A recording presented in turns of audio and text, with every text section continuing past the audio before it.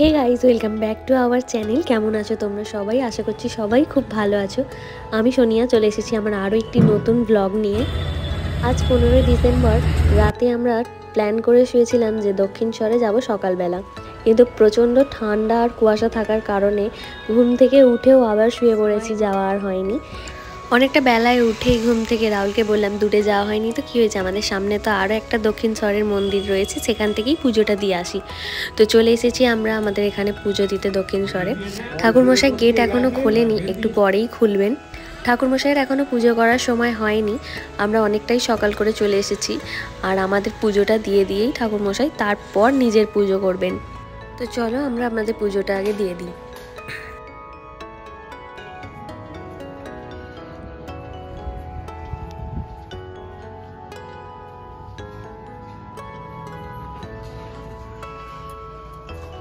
তো আমরা কিসের জন্য সকাল সকাল পুজো দিতে এসেছি সেটা তো ঠাকুরমশাইও গেস করে নিয়েছিল। হ্যাঁ, আজকে 15ই ডিসেম্বর আমাদের ছিল অ্যানিভার্সারি, তার জন্যই আমরা পুজো দিতে চলে এসেছিলাম সকাল সকাল।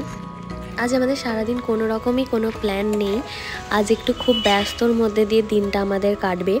আজ আমার ইতুল ঠাকুরের পুজোও ছিল আর আমাদের একটা নেমন্তন্নও ছিল জন্মদিন বাড়ির, তাই আমরা কোনো রকম প্ল্যান আর নিজেদের মতন করিনি। অন্য একদিন আমরা সারা দিনের জন্য বাইরে বেরোবো এটাই ঠিক করে রেখেছিলাম।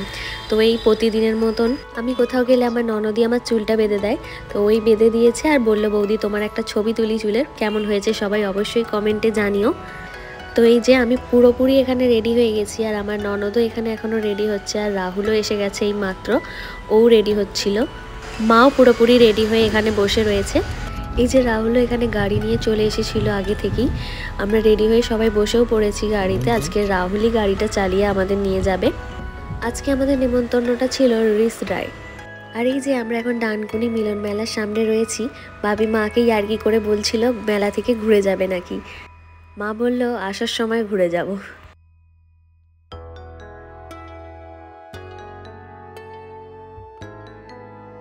তো চলো আমরা চলে এসেছি, পুরো জায়গাটা এবার ঘুরে দেখব। তার আগে আমরা গিফটটা যার জন্মদিন তার হাতে দিয়ে দেব। এই যে এই পরীর জন্মদিন ছিল আজকে, ও একটা গিফট পেয়ে ভীষণ আনন্দ, সেটা চড়েই সারা বাড়ি ঘুরে বেড়াচ্ছিল। এই যে এটা ছিল বাড়ির সব থেকে আকর্ষণীয় জায়গা, ঠাকুরঘর, যেটা খুব সুন্দর ছিল, আমার তো ভীষণ ভালো লেগেছিল এখানটা এসে। আর এই যে বাড়ির ছাদেতেই খাবার দাবারের ব্যবস্থাটা করা হয়েছিল, সেটাও আমরা ঘুরে চলে এলাম নিচেতে, যেখানে সমস্ত রকমের স্টলের আইটেম বসানো হয়েছিল। এখানে যে ফুচকা স্টলটা দেওয়া হয়েছিল সেখান থেকে আমি ফুচকা খেয়েছিলাম, আমার ভীষণ ভালো লেগেছিল এখানকার ফুচকাটা। অনেকটাই বাড়ির রাস্তাটা, তাই তাড়াতাড়ি খেতে বসে পড়েছি, বেশি লেট করিনি। টেবিলে কোনো রকমের মেনু কার্ডের ব্যবস্থা ছিল না, পিছন দিকেই একটা ব্যানার মতন টাঙানো ছিল। তো এখানে ফিশ বাটার ফ্রাই চলে এসেছিলো আমাদের প্রথমেই, আর ছিল রুমাল রুটি, নবরত্ন, আর এটা ছিল মিক্স ফ্রাইড রাইস। তো আজ ভাগ্যটা ভালো ছিল, পাতে একটা চিংড়ি মাছ করেছিল। চিংড়ি মাছ আমার বড্ড প্রিয়, কিন্তু চিংড়ি মাছের কোনো একটা আইটেমের চিংড়ি মাছ আমার পাতে একটাও পড়ে না।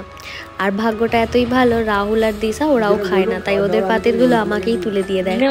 কিছু আনা যায় এই দুটোকে দোকানে বসিয়ে গেছিলাম, আসার সময় জিজ্ঞেস করছে কি নিয়ে এসেছি। তো এই ছিল একটা ভ্লগ, কেমন লাগলো অবশ্যই কমেন্টে জানিও। আর আমার পরবর্তী কোনো ভিডিও দেখার জন্য অবশ্যই আমার চ্যানেলটা